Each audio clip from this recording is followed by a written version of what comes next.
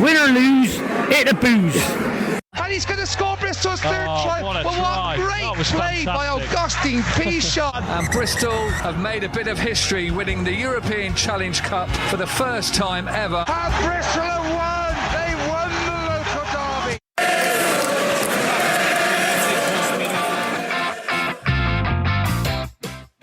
You're listening to Bears Beyond the Gate, a Bristol Bears podcast made by fans for fans, with 2.5 season card holders at Ashton Gate who love the club, the game and all things Bears. So, our unerring ability to snatch defeat from the jaws of victory continues with a second frustrating result in a week down at Sandy Park. To be fair, it was a gritty performance at the place where both Sarries and Sale have recently been humbled, and a hat-trick of cross-field kick tries from Rich Lane was a delight to behold, but ultimately we came away with a big fat 0. With only 10 teams in the league, can we really afford to be this profligate? And why is it that we continue to end up on the wrong side of the line when fine margins come into play? It happened last season and it's happening again. We discuss the game with the help of another roving fan reporter and then look forward to Sale's visit on Saturday and ask, is this our first must-win of the season? We also mention the fantastic performances of the Bears women for the Red Roses Down Under in the XV tournament, and for once don't even allude to Miles' Instagramming development. I'm Pete and I'm joined by Lee and Miles for a cheeky beer and a bit of rugby banter. Well lads, a bit of a new era because we're not actually at the pod pad tonight, boys, are we? We have got a new venue for Bears Beyond the Gate. We are making history. Lee, do you want to tell us where we are? We are in the Bristol Beer Factory, just down the road on North Street, bottom of North Street, heading towards Ashton Gate itself, HQ as we call it.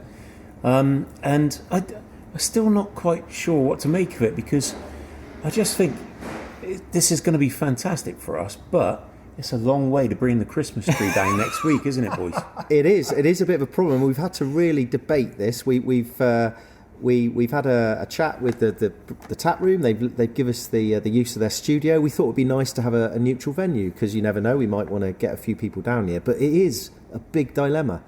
Like, are we gonna have the Christmas tree? Although, to be fair, they may well have a Christmas tree themselves come December. Yeah. But it won't be my Christmas tree, Pete. It won't, and it'll be a naive Christmas tree. It won't know anything about. It might know about beer, but it's not going to know about rugby, is it? Rugby, is it? It won't be matured like my tree is. No. You know, it's been burst in. Yeah, it might know even less than me about rugby potentially. Well, I don't know about that, Miles. Oh well. Anyway, boys, it's a new era, and it's nice to be able to change up and do something different. And as a result, we're all sat here with a nice pint.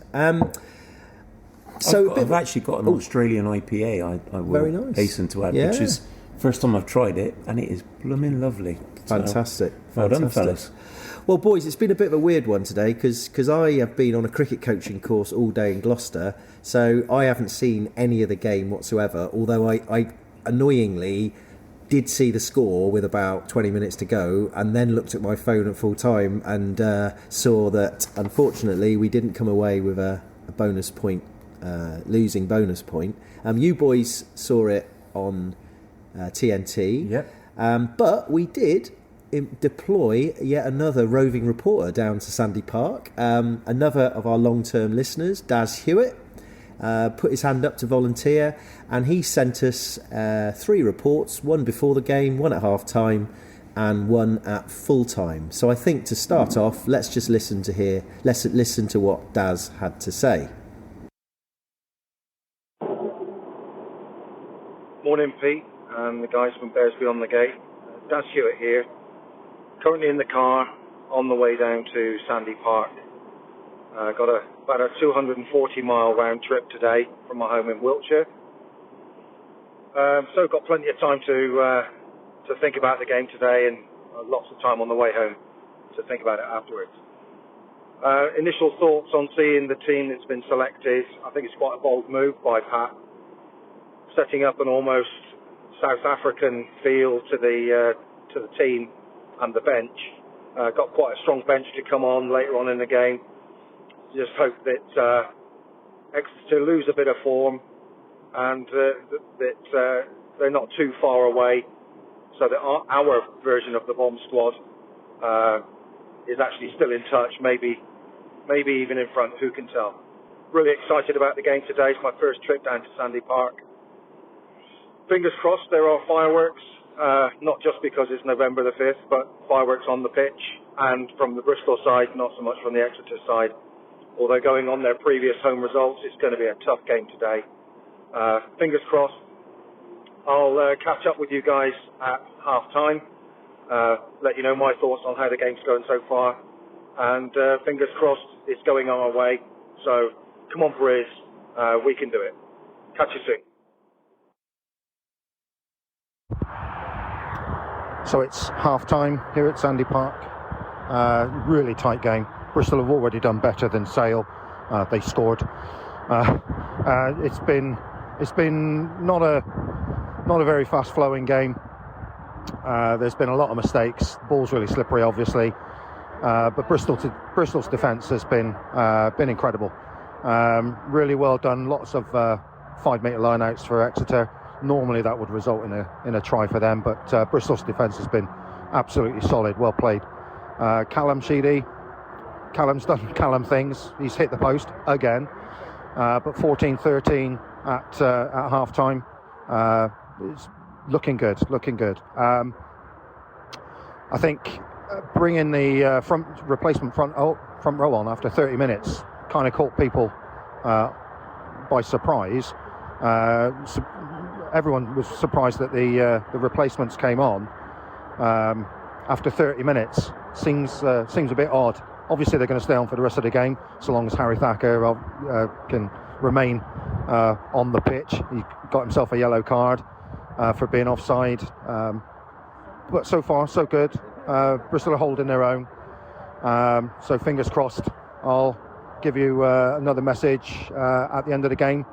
Come on, Briz. Well, as I'm sure you're already aware, it was a 29 points to 20 loss to Exeter Chiefs. Bristol really kind of threw that game away. It's definitely a game that could have been won. So many points were left out on the field. Would like just like to give a special nod to the defence. Bristol's defence was really, really good tonight. I thought the number of tries they probably saved from their Exeter's standard driving line out maul. Bristol did really, really well. Also, Callum Sheedy, yes, okay, he hit the post, but he gave 3 crossfield kicks to Rich Lane that he converted into tries. It's just a pity the conversions didn't go over. There's so many points left out there. Definitely a game Bristol could have won. Overall impressions of Sandy Park, it was my first visit there. I thoroughly enjoyed it. It was a really nice place to go. Small ground. There was only just over 8,500 people at the ground. But the fans there were really nice. Got spoken to a couple of Chiefs fans. Got exchanged phone numbers and invited them up to Ashton Gate for the return leg on the 29th of December. Well, that's it from me. I've now got 110 miles to drive home. Yay. Looking forward to listening to the podcast. Up the Bears. All right then, lads. Well, fair play to Daz. I think that was very articulate, very loose, and very much to the point. A couple of things that came out of it. He felt that we actually fronted up pretty well. He was a bit. It sounded he was quite disappointed. That he felt that we actually should have won that game, even though Chiefs had a lot of territory in possession. He felt that we defended well, but. He made the point that ultimately, if you leave a load of points out there, and I think we left some points out there kicking wise, didn't we? That you're never going to win those tight games. It was also interesting that, you would have seen this, but I didn't realise this, that they brought our bomb squad on after 30 minutes, and then immediately I think Harry Thacker got a yellow card, went back on the bench again, and Callum Sheedy had another kind of mixed game. What I understand, some great 3 cross kicks, and I don't know how often that happens in a game to the same person, but did miss a few kicks. So, boys, a lot of talking points raised by Daz. I think I'll come to you first, Lee, and tell me your thoughts on the game. Yeah, I probably saw it slightly differently. I'll let Miles talk about Sheedy's performance possibly in a bit, but we did absolutely leave points out there. In terms of defensively, I did think it set the tone quite early. I think Ibitoye dropped the ball quite, he'd made 2 mistakes within the first 40 seconds, and it was, I was thinking, oh, blimey, here we go again. It was ultimately a really frustrating game, because I wouldn't go as far as Daz did and say we probably should have won the game, because I think if you look at the stats, we were down on all the numbers, every stat possible. But it was certainly a game where we hung in there. We did leave points on the field. Sheedy had missed a couple of conversions and again hit the post. Very frustrating. But ultimately, I think probably the best team won.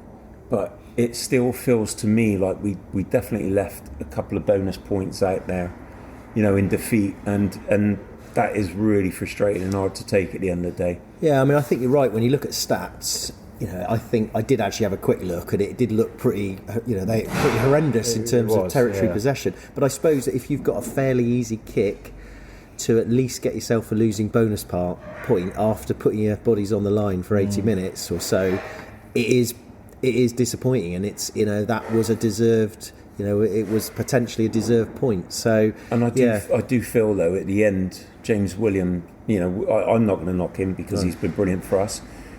But I think you've got to ask the question: who made that decision that Williams was going to kick for that? Because Sheedy, it was well within kicking range, and I just feel that maybe something went awry there with who was delegating, who was kicking, and ultimately that did cost us in the end. Miles, what about you? What's your sort of general thoughts? We're quite soon after the game finishing. You've heard what Daz has had to say. You've heard what Lee's got to say. I mean, what's your feelings? Yeah, I agree with Lee. I mean, Daz, defensively, it's a different matter when it's live there, isn't it? You see a lot more on which Lee and I do on TNT Sports.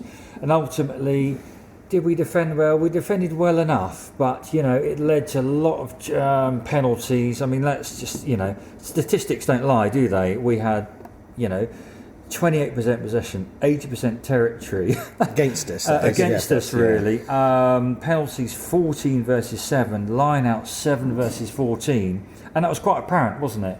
We were bombarded on our 5 metre line quite a lot. And yes, ultimately we did really well. I'd say not to concede more tries than we actually did. And the scoreline is quite flattering. So let's just take, example of Saracens' first game and Sale last week, who were nulled. You look at that and you think, fair play, Bristol put up a fight, 29-20. But you're right, ultimately, we went 150 miles to Exeter and back, and 1 point, if not 2, was easily within grasp. And we didn't come away with anything. Sorry, you carry on, mate. And I think with this reduced season, the fixtures now, we've got a lot less games, and these points, as me and Mars were saying, they're every point is so important this season. We cannot afford to be losing these points, especially in the context of last Saturday at home. We pretty much threw away 3 points there, and that was a home game.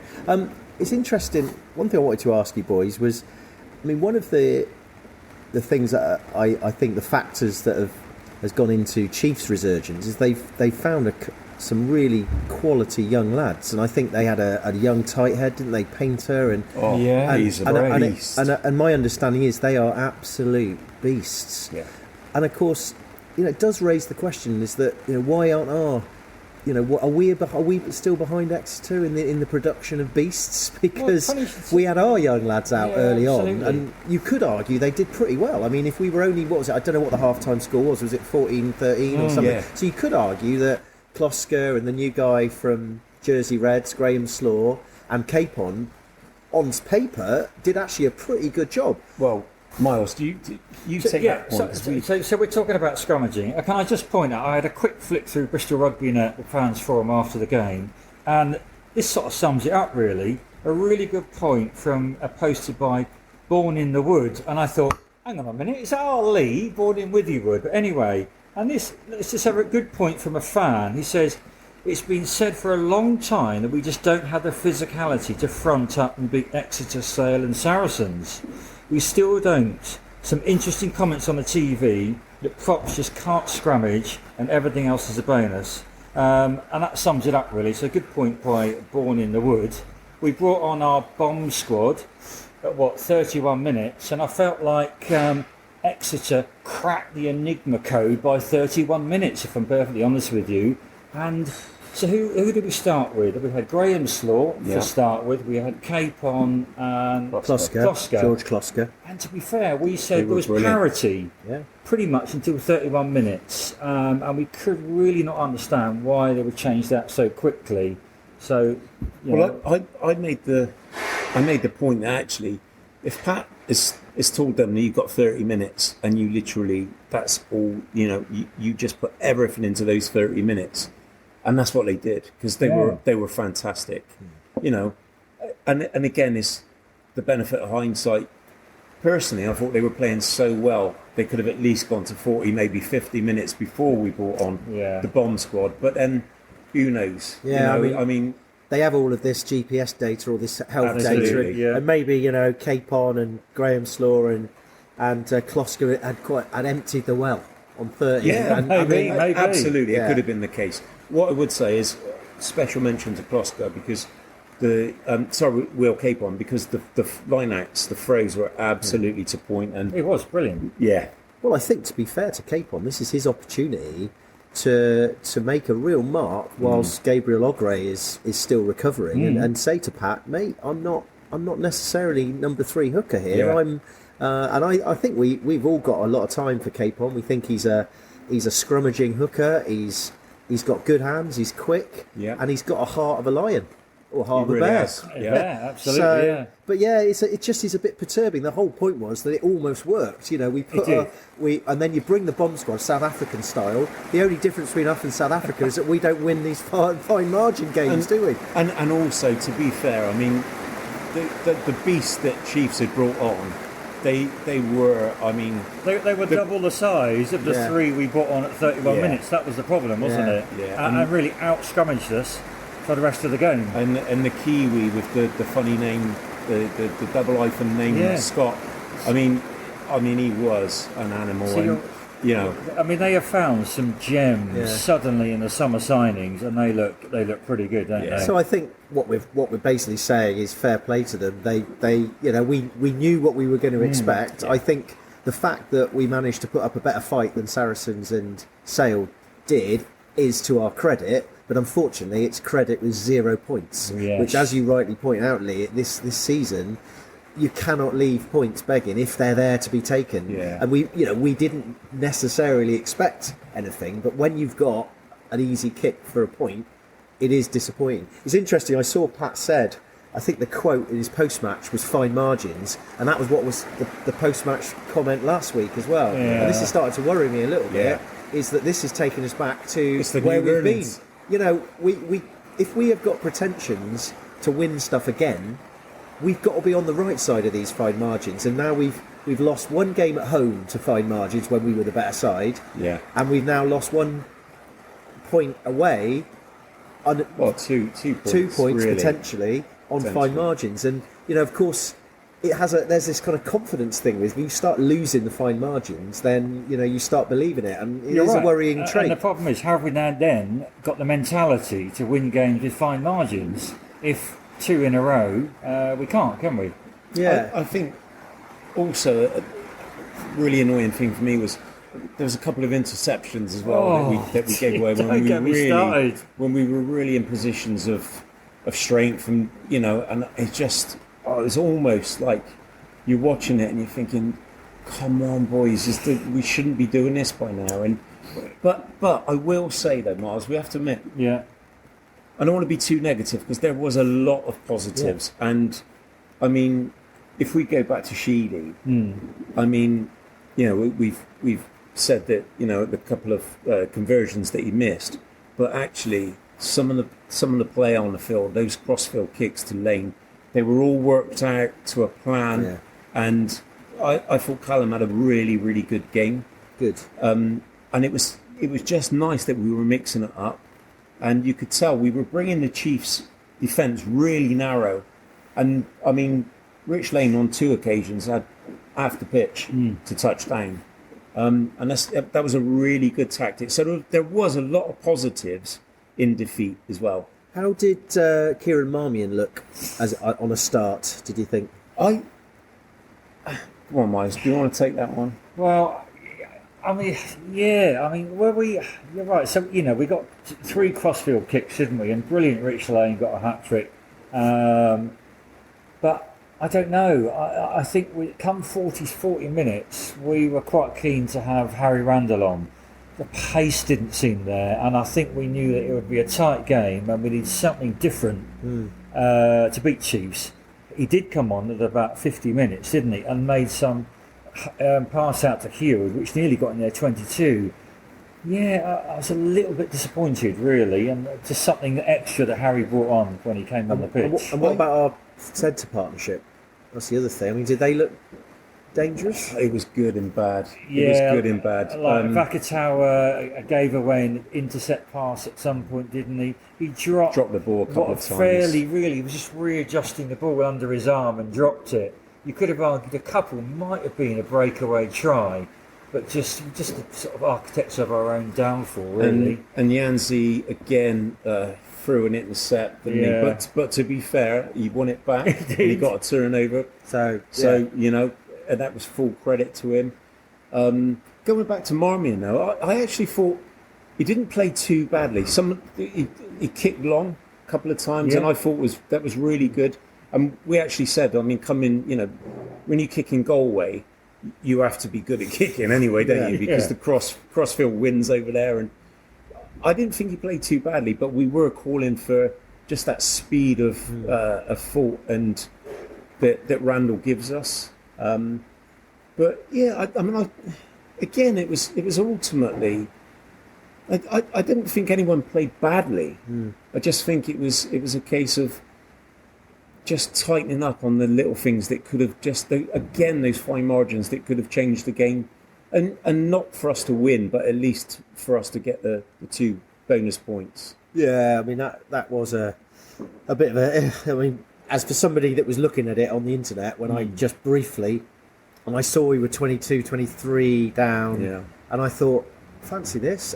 We've got the bomb squad on, blah, blah, blah. Obviously, I had no idea what was going on. And it was a gutter. Yeah. So for the kind of the fair weather fan that I was today, where I just looked at the result, I probably felt worse than you lot watching it, because at least you'd probably seen the possibility of this happening. But anyway. I mean, we should say as well, it's been absolutely ages since Chiefs got beat at home. Yeah. So, it is Fortress Sandy Park for them. No, I mean, I think we have to also, in these occasions, we have to show some respect to the opposition as well. And I mean, Slade he kicked for them, did he? Pretty much all of their kicks. Yeah, I think you'll probably find he's an operator, isn't he? Yeah. So I mean, it's a difficult one. It's just a real shame, isn't it? Consider it in the context of last week as well. It would have been good to as one of our listeners who knows who she is will always say, it would have been good to pick up a cheeky point down at Sandy Park. But the other thing I wanted to pick up on with Daz actually was,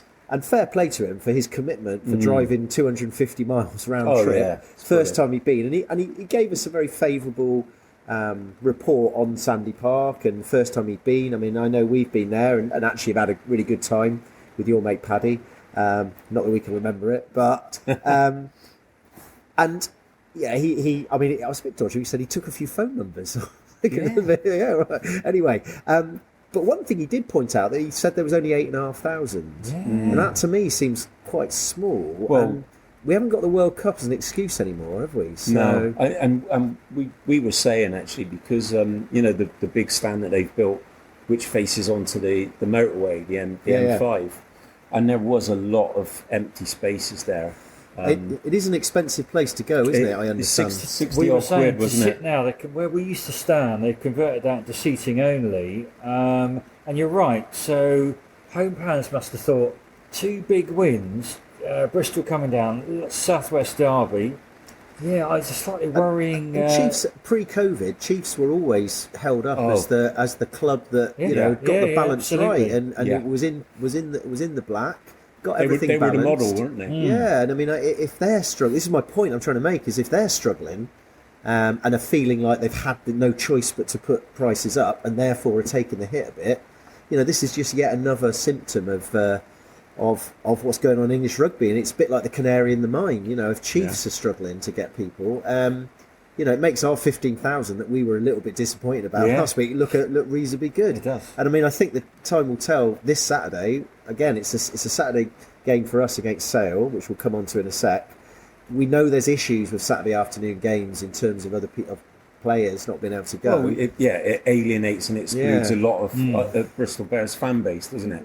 So, well, boys, I think, I don't know, is there anything else you want to mention? I know last week we didn't mention the reffing at all against Harlequins, and there was quite a lot of negative comments about the reffing, but I don't know about whether, it's hard to know about reffing. When we had your mate Hamish Schmales. Oh, was it you see, I quite like today. Hamish Schmales, but, I mean, did you feel that the discipline was broadly our fault, or was it? I mean, I don't think you could. I don't think you could say there was too much. I think the wrong. errors were justifiably penalised, weren't they? I mean, you've got to create a picture for the ref, haven't you? And I think you've got to know, and they must do loads of analysis on the refs. They know what they're, So I always think it's a little bit disingenuous to blame the ref, because we could have scored, we could have kicked 9 points, and that would have negated any odd penalty that the ref gives. So I think whilst we acknowledge people being frustrated with the officiating, I think we have to be careful to isolate that as a factor. And also, we don't want to get on that bandwagon, do we? It's one of those where we can always blame someone else. And I think we were beaten today by the better team. Yeah. The frustrating thing is we could have got closer, but ultimately, it was what it was. And, like Miles said, we gave it a good go, and just ultimately frustrated we couldn't have got that little bit closer. That would have gave us a so couple do you of feel points. that this is a genuine example of us being able to say, we go again? We go again. We reflect and review, and then we go again. We've already had in a post-match interview, we talked about... we do a lot of talking, don't they? We do a lot of talking, but you're right. We do go again next week, but we'll come on to talk about this. But now, with fewer games, I'm afraid we've put extra pressure on ourselves at home, haven't we? I've got actually a really important question that's just come to mind. Based on me watching the Saracens Leicester game yesterday, when... Who had all their internationals Yes, back. well, that's another debate, but the number of dry ropes that I saw at the Saracens game was extraordinary. Even young children wearing them at the game, and I was wondering, in West London, in West London, was there any? Did you notice any down at Sandy Park on the TV there? Yeah, well, the whole of the Chiefs wear their own Chiefs dry robe, and you can understand that. You don't want to get cold and pull any muscles after the game. But I didn't spot any myself. Good. I'm just thinking. Don't Sarries play in North London, not West? Is that what I said? Northwest. Yes, Northwest. Yeah. Northwest. Sorry. We don't want to upset people. It's that London way. We don't worry about upsetting Sarries fans, do we? Well, instead of talking about dry robes, let's talk about actually the fact that they put in lock, stock and barrel all their best players from the World Cup. And that, to me, I mean, I thought Miles had a good shout last week saying Max Malins. He did when he got his spanner out, didn't he? Yes. And he put his spanner in the works. I don't understand why we it. I don't know. For me, it was quite worrying that it almost for me that Sarries mentality is like, no, you've been playing in the World Cup. You're kind of battle hardened. You go into the Premiership and you play. Yeah. That's the way you do it. There's no we're not resting anyone. And I just worried it's like, we didn't play anyone at all. No. Even Max Malins, who could have played, we didn't play. And I don't know why. I actually don't know why. There was a hint of the reason was that Pat said something about, when you have players he is coming back, so it's not like he's a regular player, and it might take him a week or so to get. He did quote get him back used to the Bears way. I'm not having that. He's played with us for a whole season. Do you think our plays have changed much in a year and a half? I mean, you could say like he's played on the wing mostly for us, but I would say he's Max Malins. He's a world-class rugby player, right? Yeah. He's a professional. He's the type of guy you could stick in any position, and he'd pretty much play a blinder. I'm not buying that. Do you think he would have made a difference today? I absolutely do. There were a few. We were chatting about the team sheet. Obviously, the team sheet's going to change for next week, and we would have just said, someone's out for sure, and Malins are straight back in. There were a few too many unforced errors on the wingers today that worries me that we need a bit of a change next week. One thing, you've just done plural instead of singular. It's actually Ibitui who made the mistakes today. I thought Noah Eward was absolutely brilliant again today. Defensively, he did his job, and he didn't get many chances offensively, but I thought he played really well. And me and Miles were actually saying, do you know what? If you were going to drop one winger and say keep Rich Lane at fullback for the game, and I know Max Malins wants to play fullback, not wing, but if you were going to drop one winger today, it would have had to have been Ibitui. Yeah, I agree. Well, I think, boys, I mean that leads us on quite nicely, I think, to think about next week's game. Unfortunately, lads, I've let you all down. I've failed miserably. We haven't got a PPP this week. I did try and get in touch with the Shark Tank. We've spoken to them before, but they're just not taking my calls, and I don't know whether we. You didn't let us down. They let us down. So we don't have a PPP, which to some people it might be a bit of a relief because it would be a shorter pod. But I think we'll have a quick chat about next week. I mean, I'm just going to put it out there, boys. Yeah. That's now two defeats. Yeah. Is it a must-win game on Saturday? I think it has to be. Yeah. It has to be, because when we talk about fine margins, if we could have just got over the line 2 weeks ago, it wouldn't have been so much pressure on this game this week.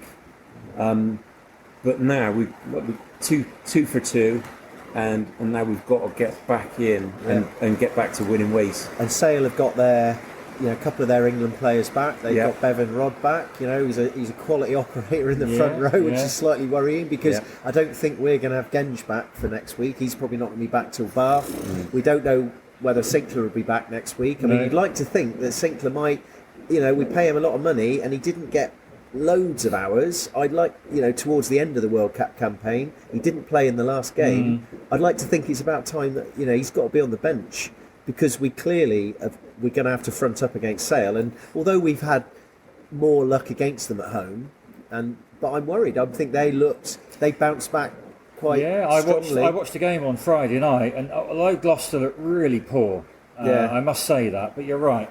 George Ford, he didn't quite have his cooking boots on. I mean, that was just probably a little bit... That's probably the worst game he's had for ages, absolutely. Isn't it? But we had the Dupree twins. They're still there. You're right, we had Bevan Rod come back on. Gus Wall got man of the match. Played really well. Good. Aaron Reid. He was right. So you're right. They are a dangerous outfit, and we know that when they come to Ashton Gate. They pester us, don't they? They disrupt all of our game, defend well, attack our line speed, and it's going to be really tough. So now you're absolutely right. This has become a bit of a must-win game. We cannot afford to lose another game at home. Well, you already mentioned that you think Max Malins is going to have to start. We like to be. Have we got any other kind of wild card predictions? What did Steve Luatua come off the bench? I think no, he's injured, isn't he? Yeah. So I mean, there's the ongoing mystery over Chris Vui. We haven't seen him. Yeah. That's down as family reasons, but at some point, people are going to start wondering where's Chris Vui, because Chris Vui is an international rugby player. And we are a little bit light in the second row, and we could do with a bit of experience. And I wonder whether we might bring in Stevie Luatua into the second row. Possibly. I mean, we should say as well, I mean, Josh Caulfield didn't have his best day at the office today. I did think we looked better when James Dunn dropped back into the second row. Yeah. And then we brought Dan Thomas on at flanker, and I just felt like... I wasn't quite sure why we made that move, because Dunn and Batley have been brilliant in the second row the first 3 games. I just wonder, some people said this on social media, I wonder whether Pat had already, in his mind, had sort of thought it's a shot to nothing Exeter away, let's try a couple of combinations, and almost paid off, to be fair to him. But I agree with you. I mean, my personal thoughts are that we might go back to a starting 15, almost similar to our starting 15 for Leicester and Harlequins, and maybe Malin's in, possibly. I mean, the question is, do we bring Stevie Luatua in? But it's, when you've got Thomas, Fitz and Magnus. To be honest, the back row is performed. So I'm wondering whether we bring Stevie, because he did play second row for Samoa, and he is an operator within, around the pitch and Jacqueline and in the mall and all this sort of stuff. So, don't know. It's going to be an interesting one. Do we continue to go with? Will Vakatawa carry, or do you think he might get a week off on the bench with Piers start? Well, you're right. I mean, Piers came on again, didn't he? Not for very long, so it's hard to sort of ascertain whether he affected the flow of the game. But Vakatawa, we've yet to see. I mean, I think at home he's probably a better. I mean, it's hard for him to go away at Sandy Park maybe, and it's on a blustery day in the southwest. No, I'm not having that as well, Pete. Sorry, I've got to say this, right? Because this really jars me, right? People can bang on about there was a massive downpour in Exeter at Sandy Park, hour before kick-off, right? But it was the same for everyone. He's an international rugby player. He's a professional. Yeah. And there's no excuses.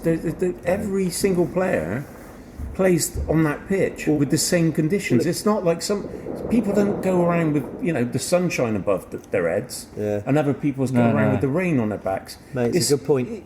I'm not having that. It is just. And actually, it makes me think back to our other roving reporter, Nick Howell, who then we read a tweet out of last week when he said, is it time that when we've got competition for places that people have got to understand that if they don't perform at a sort of above a certain level, like 90%, that they know that they may get dropped to the bench. And Piers, we know Piers is looking with his new hair and stuff, is looking like he's got a second wind, and he must be champing at the bit to get a start.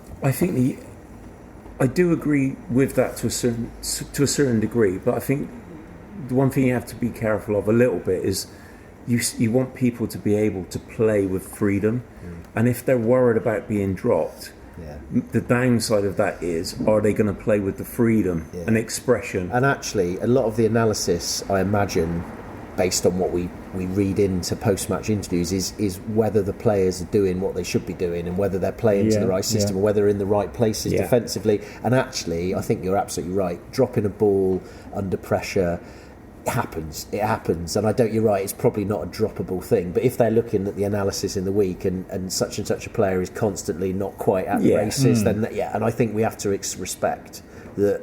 We're just amateur pundits. I'm sure they have lots of software at their disposal. I'm sure that if somebody gets dropped or isn't, it is done for probably good analytical reasons. I'm pretty sure I'd drop a ball if I had someone who was 18 stone running towards me at full pelt. Yeah. So drop two, I imagine.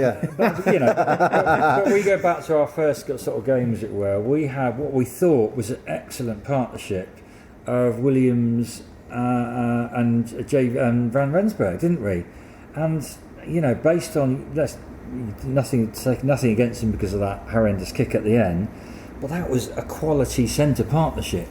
We brought in Vakatawa, who's taken off after 30 minutes, not quite fit. I don't know whether he's learnt the systems yet, but this is a must-win game. Do we leave it as late as bringing Jimmy Williams on, and we want a bit more of a solid partnership? And then have Remy as an impact sub in the second half. Yeah, I guess it depends on what you want and who the opposition we're facing, doesn't it? Yeah. Because I think we're under no doubt that Vakatawa and Van Rensburg is potentially a massive partnership for us.